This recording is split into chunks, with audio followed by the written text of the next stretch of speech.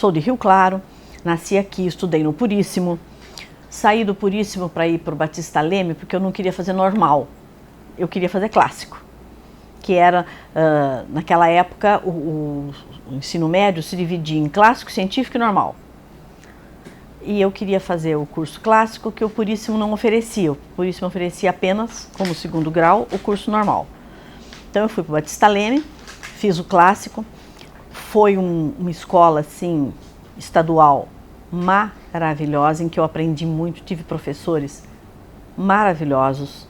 Era um curso muito amplo, com uma formação humanística muito boa, num nível muito bom. Era uma educação muito boa. Diziam que a educação da escola pública era melhor que a da escola particular, que era o Puríssimo.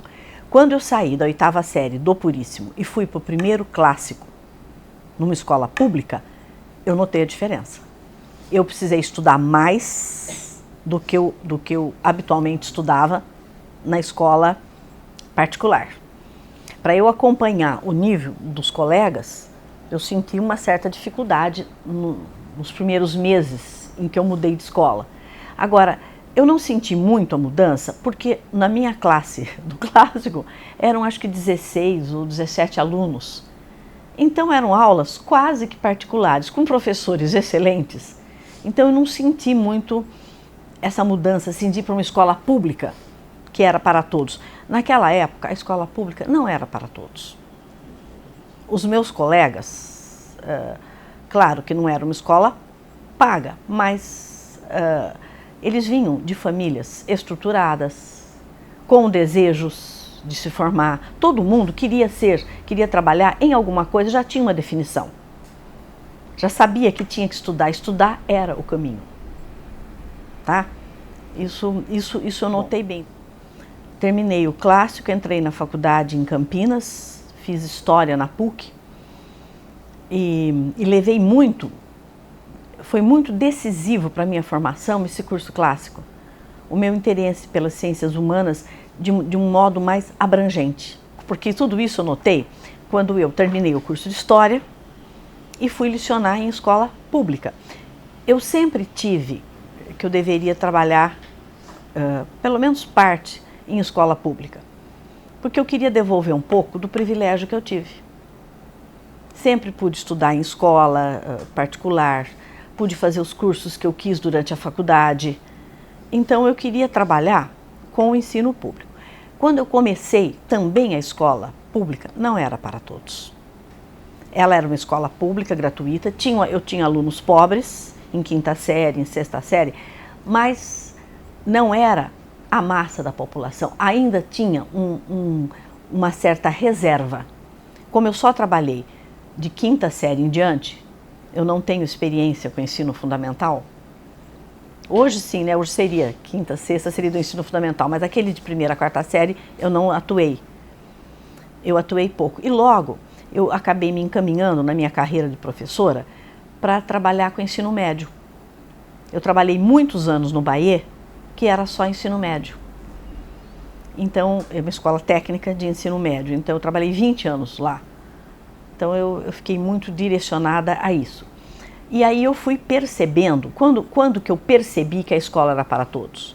Nos últimos 5 anos da minha carreira, eu precisei sair do Bahia e ir para o Chanceler, porque minha cadeira era lá por conta desses concursos, de coisas burocráticas.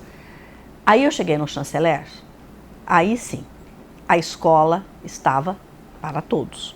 Quando, o último ano que eu dei aula, em uma classe eu tinha aluno traficante, eu tinha aluna prostituta, garota de programa, eu tinha alunos bons, religiosos, tinha tudo na mesma sala de aula. Então, aí que eu fui perceber a diferença daquela escola pública do começo da minha carreira com essa.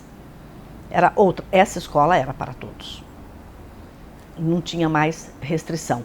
E com isso, era um grande desafio, né? Só que daí eu já estava bem mais experiente para lidar com essas diversidades. E eu sempre achei que quando uma classe era muito difícil, eu precisava estudar. Eu tinha que buscar uma solução, e uma solução no conhecimento. porque não adiantava reclamar que o aluno era difícil.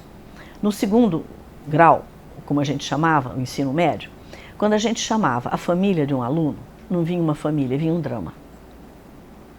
Então, a gente viu que não era por aí.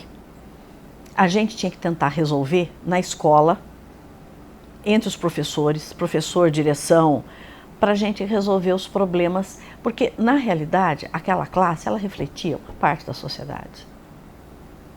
E a sociedade estava assim. É com isso que é isso que temos que lidar com isso. Então, eu sempre procurei estudar muito. E eu tive uma ligação muito grande com a Unesp, em que eu trabalhei com um projeto de atlas escolar. Bem já no final da minha carreira, eu entrei num projeto, queriam professores de ensino médio, de ensino público, para trabalhar, para produzir um material local, com a história e geografia, meio ambiente, ciências, local. Por quê? Porque me incomodava muito, como professora de história, saber que a história da cidade só entrava na sala de aula na semana do aniversário, perto das férias, junho entrava. As professoras ficavam loucas, procuravam aquelas folhinhas no arquivo, liam aquelas coisas para as crianças e encerrava ali. A história de Rio Claro não faz parte até hoje da escola. É muito difícil você lidar. Porque as professoras não querem? Não, porque elas não tiveram isso na formação. Tá? Então a gente passou a produzir esse material. E foi muito interessante. Foi uma experiência muito legal que eu tive. A minha parte nessa pesquisa era a história de Ipeúna, porque eram 3 atlas, Rio Claro, Limeira e Ipeúna. E eu tinha que escrever a história de Ipeúna no atlas. Só que eu tive um problema, né? A história de Ipeúna não tinha sido escrita. Então não era transformar a história no material escolar. Como a pessoa que fez Rio Claro, como a pessoa que fez Limeira, eles tinham a história já escrita, tinha que transformar essa história em material escolar, porque é diferente a história escolar da história que você vem aqui pesquisar. Evidente, né? Então, só que eu não encontrei história escrita. Então eu precisei pesquisar a história lá para produzir o material. E nessa pesquisa deu a minha dissertação de mestrado. Porque eu pesquisei, eu usei 3 fontes, né? A história oral, as fotografias e os poucos documentos que eles tinham. E a grande marca da minha pesquisa foi a história oral. E eu aprendi, então para isso eu fiz uma disciplina no mestrado em história oral na Unicamp. O meu mestrado foi aqui da Unesp. Mas como eu mexia com a história e a minha orientadora era da geografia, ela me passou. Como é de pública para pública, ela me passou para a turma da Unicamp complementar a parte da história. Então essas disciplinas eu fiz lá. E gostei muito. Tanto que quando eu vim aqui para o conselho do arquivo, era a Tereza e ela falou, Hélia, vamos fazer? Eu falei, ótimo, vamos implantar esse projeto, porque o conhecimento que as pessoas têm e levam consigo, o conhecimento que vem da experiência, não vem dos livros, porque o que está nos livros, você a qualquer momento você recupera.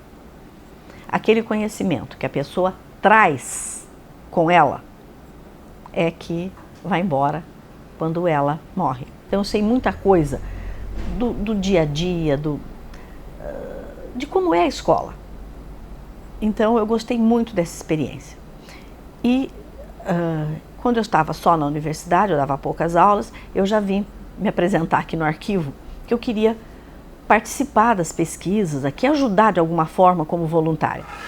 E aí eu fui convidada para compor o conselho. E entrei para o conselho. Fiquei com o presidente do conselho e é uma atuação muito gostosa. O conselho aqui é composto de pessoas muito pares, os meus pares. São pessoas atuantes na universidade, são atuantes na sociedade, artistas. Então é um conselho muito dinâmico. E a gente está sempre procurando trabalhar junto, né? Porque o conselho não está aqui para nada, a não ser ajudar o arquivo, né? Todo mundo caminhando na mesma direção já não é fácil. Porque porque a gente já tem um monte de adversidades, né? A gente sabe que tem gente que acha, para que o arquivo, né? Ou tem gente que acha que aqui é depósito. Ah, você trabalha no arquivo? Eu vou lá como voluntária. Você não quer levar, não sei o que, uma lixaiada, sabe? Eu falo, lá, aqui não é depósito. É um pouco diferente. Aqui é um arquivo. As coisas têm que ter interesse para a cidade. As coisas têm que ter interesse para a comunidade. Tá? É claro que muita coisa é interessante, que as pessoas doem das suas coleções particulares, evidente, que tem a relação com a história da cidade. Mas tem coisa que não tem, né? Então tem um pouco de confusão.